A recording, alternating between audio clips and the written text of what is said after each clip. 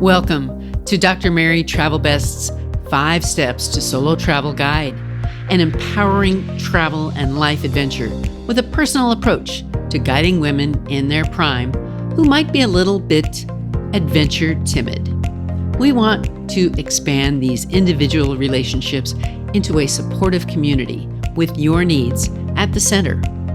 In this episode, the FAQ is, what's the best water bottle for travel? Today's destination is Phu Quoc, Vietnam. Today's misstep, I booked a room under construction and how I upgraded. Today's travel advice, take a small risk, not always a big one in Vietnam. So now the FAQ, what's the best water bottle for travel?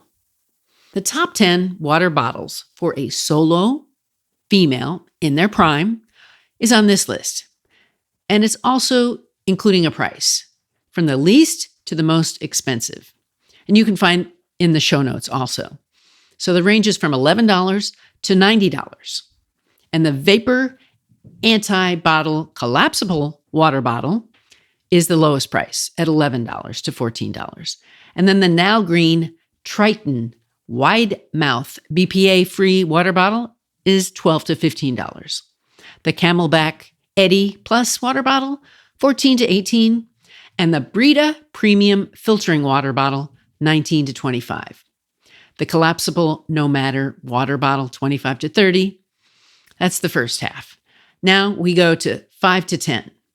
The Hydro Flask Standard Mouth water bottle goes from $32 to $45.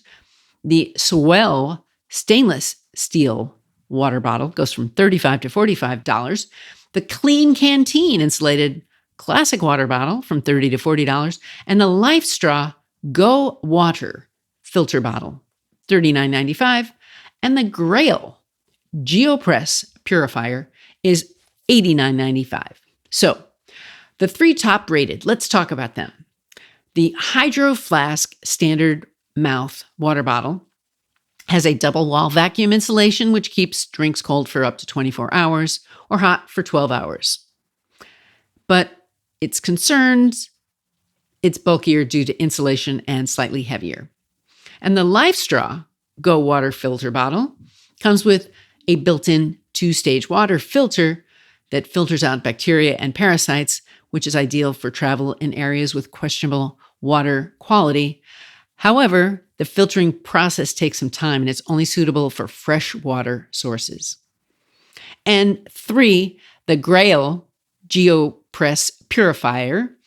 This is the expensive one at $90.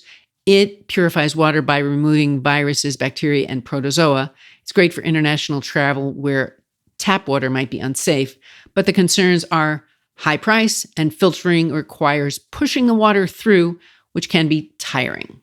So not on that top 10 list, I use a Beam.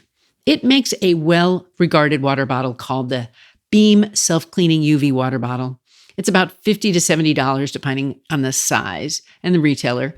And it has a UVC light in the cap, which self-cleans and purifies the water by neutralizing bacteria and viruses, making it excellent for international travel or areas where water quality might be uncertain. It also keeps water cold for 24 hours and hot for 12 hours. And the concern is that it does require charging for the UV feature, so you'll need access to power, and it's a bit pricier than the standard bottles. The Beam bottle is great if you prefer a high-tech solution for water purification and want to reduce odors and bacteria without a filter. If this sounds ideal, could be a great choice for you as a solo traveler, and I'm not compensated for this product. Show notes have some detail and a link. And now today's destination. It is Phu Quoc, Vietnam. I felt like I landed in Hawaii when I arrived here. First, I'll tell you why to visit and then about my trip here. It's a tropical paradise in Vietnam. Why Phu Quoc is recommended for a solo traveler in their prime? Well, I've got safety, hospitality, a relaxed atmosphere, easy navigation, and well-developed amenities. So lots of resorts, hotels, and spas that cater to international travelers, and I felt really comfortable here. It's a laid-back destination that offers some really nice beaches, culture, and relaxing experiences, especially for a solo traveler in their prime. So I'm going to give you a list of some of the main attractions and why you might want to go here. So the beaches include Long Beach, which is a calm, golden sand, clear water, perfect for gentle strolls, kind of a beach. You can also go to Sao Beach. It's similar, but with white sand, turquoise water, and a great place to read a book and relax. And on my next visit there, I'm going to go to some of the night markets. I'm also going to go see the Quoc National Park and the Vin Pearl Safari. It's the largest wildlife park in Vietnam with lots of animals, and it's about a half-day visit with shuttle buses from most hotels.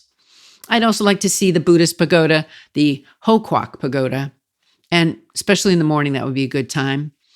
The fish sauce factories and pepper farms, that'd be something to see, as well as the Phu Quoc cable car. So I'm going to tell you a little bit how I got there. I was visiting Ho Chi Minh City for a week, but I wanted to go to the Mekong Delta. So I booked a 3-day tour, but then once I saw the Delta, I wanted to go visit some of the islands. So I left the tour and went off on my own to Phu Quoc. I ended up staying one night on Rock Gia on my way to Unicorn Island, then taking the Superdong to Phu Quoc. It was an adventure. I was on my own, but happy. So it was there was a whole bunch of things that happened. First of all, I went to breakfast and there was nobody else on my tour at that hotel. And the hotel made me a single egg for breakfast. I asked for a second one. That was asking a lot, I think. There were cockroaches. And then they told me I had to ride the motorcycle to catch the bus. So it was slightly raining at 7:30 and here I was on the back of a motorcycle. That was interesting. And then there was the trip just to Phu Quoc. It took a couple of days, it seemed like, but it was real interesting. I got a massage at the first thing I got to Phu Quoc because my sinuses were getting clogged.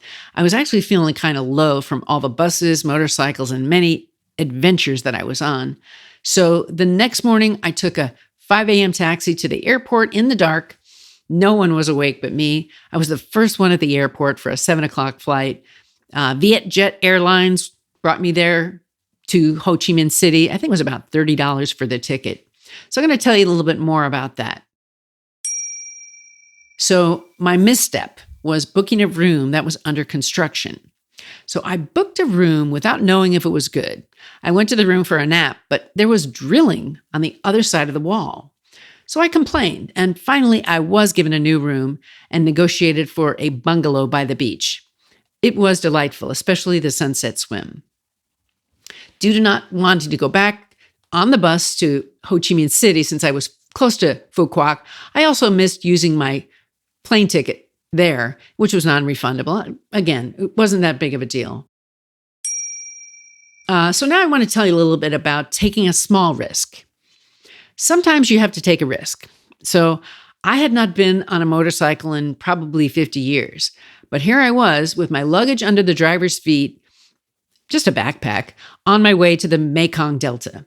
He said, hold on tight. I took small risks. So for you, take small risks, but refrain from big ones, especially if you're not sure it's best for you. I want to bring meaning to your future travels. Sign up for the Dr. Travelbest newsletter. Our community is fun. We can connect on my websites, social media, and you can find 5 Steps to Solo Travel. It's on Amazon. What's on your travel bucket list? Tell the doctor and her team of women who travel the world seeking the very best. Dr. Travelbest, that is.